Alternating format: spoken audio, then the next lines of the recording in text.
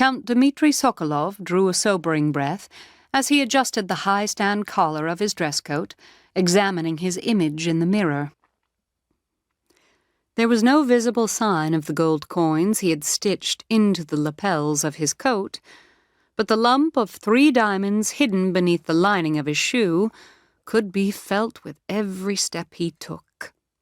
The authorities might seize his clothing, and thus his hidden treasures, but they would never find his last diamond.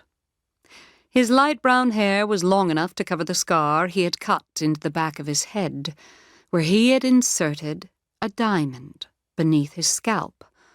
The scab still throbbed, but that last precious diamond was beyond detection. With luck, he'd never have to dig it back out, but knowing it was there kept a spark of defiance smoldering within him. He was a son of Russia, the last of a proud and noble line, and he would present himself with dignity when he faced the judge in the courtroom. He straightened the braided tassels hanging from the epaulettes on his shoulders.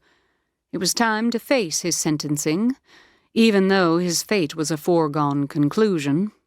He was going to lose everything: his fortune, his lands, his title. But losing Mirosa would hurt most of all. The estate had been in his family for 3 centuries. During his years in Siberia, it was dreams of Mirosa that kept him going. Memories of long summer evenings on the porch, overlooking his valley, had sustained him for years.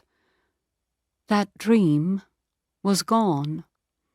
Mirosa, and everything he owned, had already been seized by the state, a harsh lesson to other aristocrats who dared to defy the Tsar.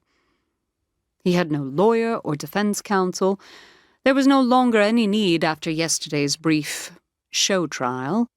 His entire life was going to change because of the split-second decision he'd made 3 weeks earlier. Dimitri looked straight ahead as he entered the courtroom, wishing his mother wasn't here to witness his humiliation. He'd begged her to stay away, but Anna Sokolova was a stubborn woman, and she sat in the front row, her face a mask of stone. To make it worse, Olga was here too, triggering another dart of sorrow. Olga wore her widow's weeds, a painful reminder that at last he and Olga were free to marry. Everyone assumed they would. But it could never happen now.